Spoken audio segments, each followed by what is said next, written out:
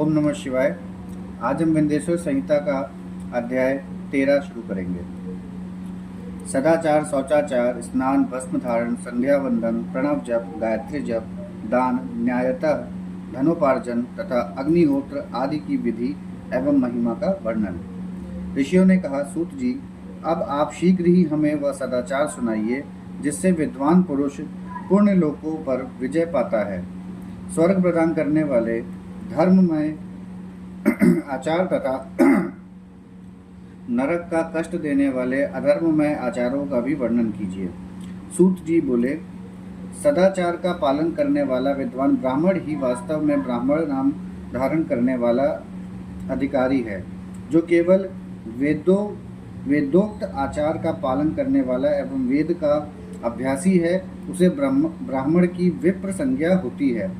सदाचार, वेदाचार तथा विद्या, इनमें से एक एक गुण से ही युक्त होने पर उसे द्विज कहते हैं। जिसमें स्वल्प मात्रा में ही आचार का पालन देखा जाता है, जिसने विद्याधन भी बहुत कम किया है, तथा जो राजा का सेवक है उसे क्षत्रिय ब्राह्मण कहते हैं। जो ब्राह्मण कृषि तथा वाणिज्य कर्म करने वाला है और कुछ ब्राह्मणोचित आचार का भी पालन करता है, वह वैश्य ब्राह्मण है। तथा जो स्वयं ही खेत जोतता है उसे शूद्र ब्राह्मण कहा गया है। जो दूसरों के दोष देखने वाला और परद्रोही है उसे चांडाल द्विज कहते हैं।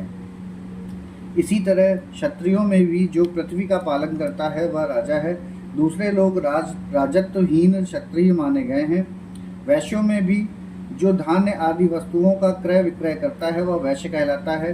दूसरों को वणिक कहते हैं। जो ब्राह्मणों, क्षत्रियों तथा वैश्यों की सेवा में लगा रहता है वही वास्तव में शूद्र कहलाता है।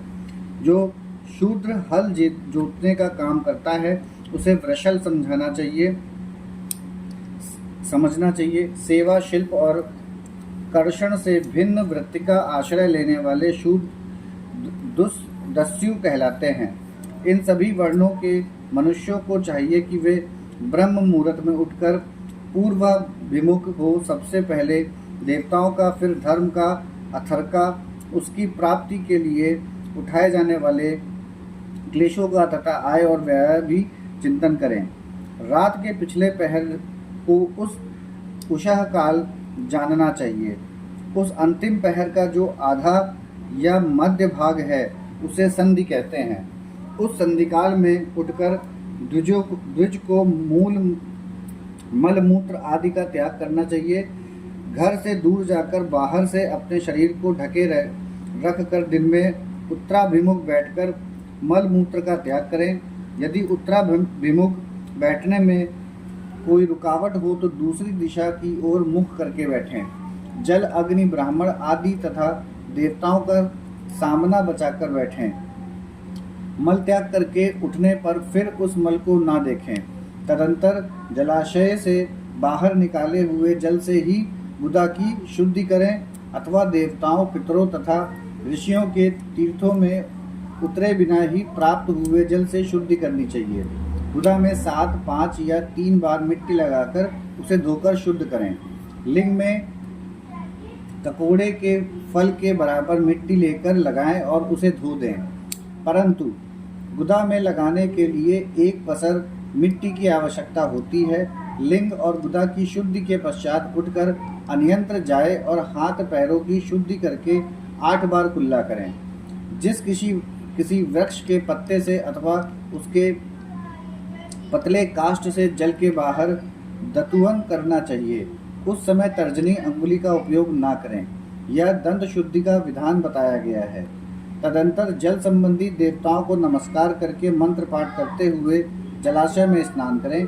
यदि कंठत या कमर तक पानी में खड़े होने की शक्ति ना हो तो घुटने तक जल में खड़ा हो अपने ऊपर जल छिड़ककर मंत्रोच्चारण पूर्वक स्नान कार्य संपन्न करें। विद्वान पुरुषों को चाहिए कि वहाँ तीर्थ जल से देवता आदि का स्नानांग तर्पण भी करें। इसके बाद धौत वस्त्र लेकर 5 कच्छ करके उसे धारण करें। साथ ही कोई उत्तरीय भी धारण कर लें, क्योंकि संध्या वंदन आदि सभी कर्मों में उसकी आवश्यकता होती है।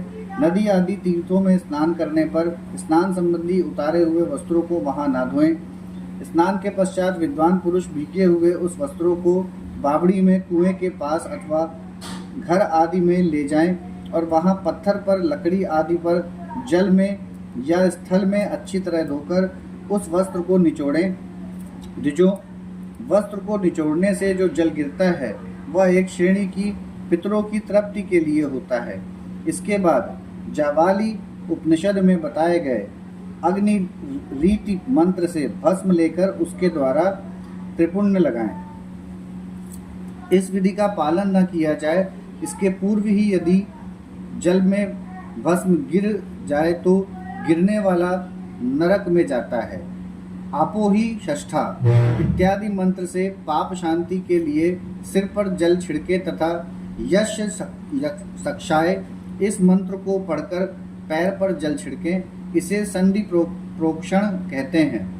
आपो ही षष्ठाम इत्यादि मंत्र में 3 ऋचाएँ हैं और प्रत्येक ऋचाओं में गायत्री छंद के 3-3 चरण हैं। इनमें से प्रथम ऋचा के 3 चरणों का पाठ करते हुए क्रमशः पैर, मस्तक और हृदय में जल छिड़कें। दूसरी ऋचा के 3 चरणों को पढ़कर क्रमशः मस्तक, हृदय और पैर में जल छिड़कें तथा तीसरी ऋचा के 3 चरणों का पाठ करते हुए क्रमशः हृदय, पैर और मस्तक का जल से प्रोक्षण करें। इसे विद्वान पुरुष मंत्र स्नान मानते हैं। किसी अपवित्र वस्तु से किंचित स्पर्श हो जाने पर, अपना स्वास्थ्य ठीक न रहने पर, राजा और राष्ट्र पर भय उपस्थित होने पर तथा यात्रा काल में जल की उपलब्धि न होने की विवशता आ जाने पर मंत्र स्नान करना चाहिए। प्रातःकाल सूरश्च माँ मनुष्य इत्यादि सुवर्णानुवाक्से तथा सायंकाल अग्निश्च माँ मनुष्य इत्यादि अग्नि संबंधी अनुवाक से जल का आचमन करके पुनः जल से अपने अंगों का प्रोक्षण करें। मध्यांत काल में भी आपः पुनन्तु इस मंत्र से आचमन करके पूर्वत प्रोक्षण या मार्जन करना चाहिए। प्रातः काल की संध्योपासना में गायत्री मंत्र का जप करके 3 बार ऊपर की ओर सूर्य देव को अर्घ्य देने चाहिए। ब्राह्मणों मध्याह्न काल में गायत्री मंत्र के उच्चारण पूर्वक सूर्य को एक ही अर्घ्य देना चाहिए। फिर सायंकाल आने पर पश्चिम की ओर मुख करके बैठ जाएं और पृथ्वी पर ही सूर्य के लिए अर्घ्य दें। प्रातःकाल और मध्याह्न के समय अंजलि में अर्घ्य जल लेकर अंगुलियों की ओर से सूर्य देव के लिए अर्घ्य दें। फिर उंगलियों के छिद्र से ढलते हुए सूर्य को देखें तथा उनके लिए स्वतः प्रदक्षिणा करके शुद्ध आचमन करें। सायंकाल में सूर्यास्त से 2 घड़ी पहले की हुई संध्या निष्फल होती है, क्योंकि वह संध्या का समय नहीं है। ठीक समय पर संध्या करनी चाहिए, ऐसी शास्त्र की आज्ञा है। यदि संध्योपासना किए बिना दिन बीत जाए तो प्रत्येक समय के लिए क्रमशः प्रायश्चित करना चाहिए। यदि एक दिन बीते तो प्रत्येक बीते हुए सायंकाल के लिए नित्य नियम के अतिरिक्त 100 गायत्री मंत्र का अधिक जप करें। यदि निष्कर्म के लुप्त हुए 10 दिन से अधिक बीत जाएं तो उसके प्रायश्चित रूप में 1 लाख गायत्री का जप करना चाहिए। यदि 1 मास तक निष्कर्म छूट जाए तो पुनः अपना उपनयन संस्कार कराएं। अर्ध सिद्धि के लिए ईश, गौरी, कार्तिकेय, विष्णु, ब्रह्मा, चंद्रमा और यम का तथा ऐसे ही अन्य देवताओं का भी शुद्ध जल से तर्पण करें। फिर तर्पण कर्म को ब्रह्मपर्ण करके शुद्ध आचमन करें। तीर्थ के दक्षिण प्रस्थ मठ में, मंत्रालय में, देवालय में, घर में अथवा अन्य किसी नियत स्थान में आसन पर स्थिरता पूर्वक बैठकर विद्वान पुरुष अपनी बुद्धि को स्थिर करें और संपूर्ण देवताओं को नमस्कार करके पहले प्रमण का जप करने के पश्चात गायत्री मंत्र की आवृत्ति करें। प्रणव के आ, उ और म इन तीनों अक्षरों से जीव और ब्रह्म की एकता का प्रतिपादन होता है। इस बात को जानकर प्रणव ओम का जप करना चाहिए। जप काल में यह भावना करनी चाहिए कि हम तीनों लोकों की सृष्टि करने वाले ब्रह्मा, पालन करने वाले विष्णु तथा संहार करने वाले रुद्र की, जो स्वयं प्रकाश चिन्मय हैं, उपासना करते हैं। यह ब्रह्म स्वरूप ओंकार हमारी कर्मेंद्रियों और ज्ञानेंद्रियों वृत्तियों को, मन की वृत्तियों तथा बुद्धि वृत्तियों को सदा भोग और मोक्ष प्रदान करने वाले धर्म एवं ज्ञान की ओर प्रेरित करें।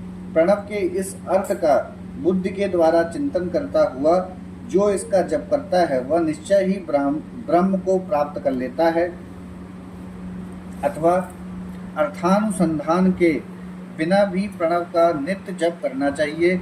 इससे ब्राह्मण तत्व की पूर्ति होती है।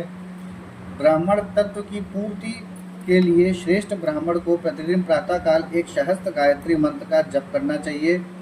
मध्याह्न काल में 100 बार और सायंकाल में 28 बार जप की विधि है। अन्य वर्ण के लोगों को अर्थात क्षत्रिय और वैश्य को तीनों संध्याओं के समय यथासाध्य गायत्री जप करना चाहिए। शरीर के भीतर मूलाधार, स्वादिष्ठान, मणिपुर, अनाहत, आज्ञा और सहस्त्रार ये 6 चक्र हैं। इनमें मूलाधार से लेकर सहस्त्र तक 6 स्थानों में क्रमशः विदेश्वर, ब्रह्मा, विष्णु, ईश, जीवात्मा और परमेश्वर स्थित हैं। इन सब में ब्रह्म बुद्धि करके इनकी एकता का निश्चय करें और वह ब्रह्म मैं हूँ ऐसी भावना पूर्वक प्रत्येक श्वास के साथ सौम स्व का जप करें। उन्हीं विदेश्वर आदि की ब्रह्मांत आदि में तथा इस शरीर से बाहर भी भावना करें। प्रकृति के विकारभूत महत्व से लेकर पंचभूत पर्यंत तत्वों से बना हुआ जो शरीर है, ऐसे सहस्त्रों शरीरों का एक एक अजपा गायत्री के जप से एक एक के क्रमशः अतिक्रमण करके जीवों को धीरे धीरे परमात्मा से संयुक्त करें। यह जप का तत्व बताया गया है। 100 अथवा 28 मंत्रों के जप से उतने ही शरीरों का अतिक्रमण होता है। इस प्रकार जो मंत्रों का जप है, इसको आदि क्रम से वास्तविक जप जानना चाहिए। सहस्त्र बार किया हुआ जप ब्रह्मलोक प्रदान करने वाला होता है, ऐसा जानना चाहिए। 100 बार किया हुआ जप इंद्रप्रद की प्राप्ति कराने वाला माना गया है। ब्रह्मांडेतर पुरुष आत्मरक्षा के लिए जो स्वल्प मात्रा में जप करता है, वह ब्राह्मण के कुल में जन्म लेता है। प्रतिदिन सूर्य प्रस्थान करके उपयुक्त रूप से जप का अनुष्ठान करना चाहिए। 12 लाख गायत्री का जप करने वाला पुरुष पूर्ण रूप से ब्राह्मण कहा गया है। जिस ब्राह्मण ने 1 लाख गायत्री का भी जप ना किया हो, उसे वैदिक कार्य में ना लगाएं। 70 वर्ष की अवस्था तक नियम पालन पूर्वक कार्य करें। इसके बाद गृहस्थ्याग कर संन्यास ले लें। परिव्राजक या सन्यासी पुरुष नित्य प्रातःकाल 12,000 प्रणव का जप करे। यदि एक दिन इस नियम का उल्लंघन हो जाए तो दूसरे दिन उसके बदले में उतना मंत्र और अधिक जपना चाहिए और सदा इस प्रकार जप को चलाने का प्रयत्न करना चाहिए। यदि क्रमशः 1 मास अधिक का उल्लंघन हो गया तो 1.5 लाख जप करके उसका प्रायश्चित करना चाहिए। इससे अधिक समय तक नियम का उल्लंघन हो जाए तो पुनः नए सिर से गुरु से नियम ग्रहण करें। ऐसा करने से दोषों की शांति होती है, अन्यथा वह रौरव नरक में जाता है। जो सकाम भावना से युक्त गृहस्थ ब्राह्मण है, उसी को धर्म तथा अर्थ के लिए यत्न करना चाहिए। मुमुक्षु ब्राह्मण को तो सदा ज्ञान का ही अभ्यास करना चाहिए। धर्म से अर्थ की प्राप्ति होती है, अर्थ से भोग सुलभ होता है, फिर उस भोग से वैराग्य की संभावना होती है। इस धर्म पूर्वक उपार्जित धन से जो भोग प्राप्त होता है, उससे एक दिन अवश्य वैराग्य का उदय होता है। धर्म के विपरीत अधर्म से उपार्जित हुए धन के द्वारा जो भोग प्राप्त होता है, उससे भोगों के प्रति आसक्ति उत्पन्न होती है। मनुष्य धर्म से धन पाता है, तपस्या से उसे दिव्य रूप की प्राप्ति होती है, कामनाओं का त्याग करने वाले पुरुष के अंतःकरण की शुद्धि होती है। उस शुद्धि से ज्ञान का उदय होता है, इसमें संशय नहीं है। सतयुग आदि में तप को ही प्रशस्त कहा गया है, किंतु कलयुग में द्रव्य साध्य धर्म अच्छा माना गया है। सतयुग में ध्यान से, त्रेता में तपस्या से और द्वापर में यज्ञ करने से जानकी सिद्ध होती है, परंतु कलयुग में प्रतिमा की पूजा से ज्ञान लाभ होता है। अधर्म हिंसा रूप है और धर्म सुख रूप है। अधर्म से मनुष्य दुख पाता है और धर्म से वह सुख एवं अभ्युदय का भागी होता है। दुराचार से दुख प्राप्त होता है और सदाचार से सुख। अतः भोग और मोक्ष की सिद्धि के लिए धर्म का उपार्जन करना चाहिए।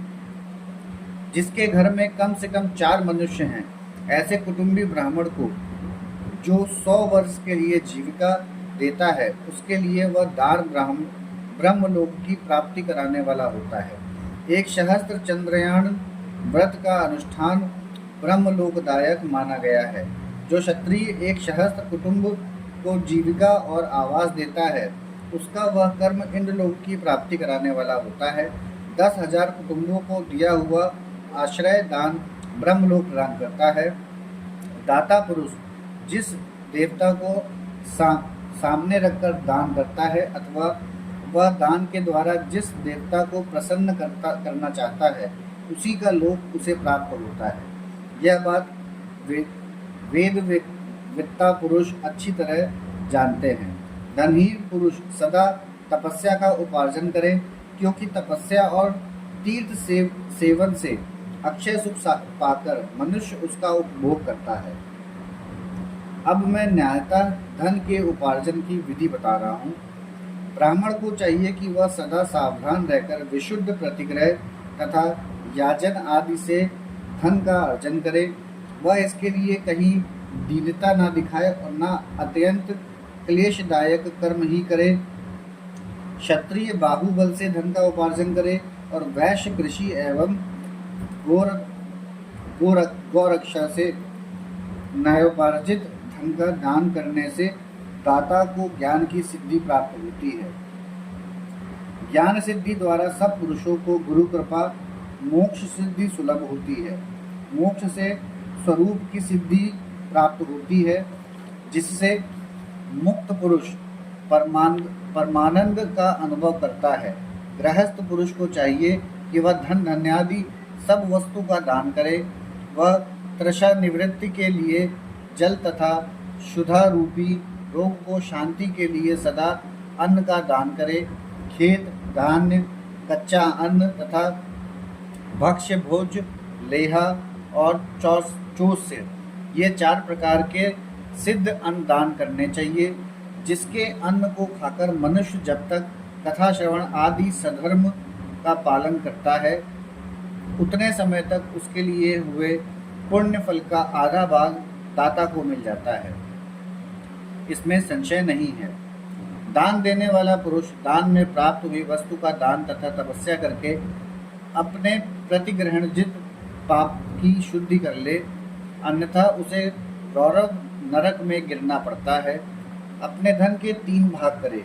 एक भाग धर्म के लिए, दूसरा भाग वृद्धि के लिए, तीसरा भाग अपने उपभोग के लिए। नित्य नैमित्तिक और काम्य ये तीनों प्रकार के धर्मार्थ रखे हुए धन से करें। साधक को चाहिए कि वह वृद्धि के लिए रखे हुए धन से ऐसा व्यापार करे जिससे उस धन की वृद्धि हो तथा उपभोग के लिए रक्षित धन से हितकारक परिमित एवं पवित्र भोग भोगे। खेती से पैदा किए हुए धन का 10वां अंश दान कर दे, इससे पाप की शुद्धि होती है। शेष धन से धर्म वृद्धि एवं उपभोग करे, अन्यथा वह रौरव नरक में पड़ता है अथवा उसकी बुद्धि पाप पूर्ण हो जाती है या खेती ही चौपट हो जाती है। वृद्धि के लिए किए गए व्यापार में प्राप्त हुए धन का 6वां भाग दान कर देने योग्य है। बुद्धिमान पुरुष अवश्य उसका दान कर दे। विद्वान को चाहिए कि वह दूसरों के दोषों का बखान न करे। ब्राह्मणों दोषवश दूसरों के सुने या देखे हुए छिद्रों को भी प्रकट न करे। विद्वान पुरुष ऐसी बात न कहे जो समस्त प्राणियों के हृदय में रोष पैदा करने वाली हो। ऐश्वर्य की सिद्धि के लिए दोनों संध्याओं के समय अग्निहोत्र कर्म अवश्य करें। जो दोनों समय अग्निहोत्र करने में असमर्थ हो वह एक ही समय सूर्य और अग्नि को विधिपूर्वक दी हुई आहुति से संतुष्ट करे। चावल, धान्य, घी, फल, कंद तथा भविष्य इसके द्वारा विधिपूर्वक स्थालीपाक बनाए तथा यथोचित रीति से सूर्य और अग्नि को अर्पित करें। यदि भविष्य का अभाव हो तो प्रधान होम मात्र करें। सदा सुरक्षित रहने वाली अग्नि को विद्वान पुरुष अजस्त्र की संज्ञा देते हैं अथवा संध्या काल में जलमात्र या सूर्य की वंदना मात्र कर लें। आत्मज्ञान की इच्छा करने वाले तथा धनार्धी पुरुषों को भी इस प्रकार विधिवत उपासना करनी चाहिए। जो सदा ब्रह्मज्ञ में तत्पर होते हैं, देवताओं की पूजा में लगे रहते हैं, नित्य अग्नि पूजा एवं गुरु पूजा में अनुरुक्त होते हैं तथा ब्राह्मणों को तृप्त किया करते हैं, वे सब लोग स्वर्ग लोक के भागी होते हैं। यहाँ हमारा अध्याय 13 समाप्त होता है। ओम नमः शिवाय।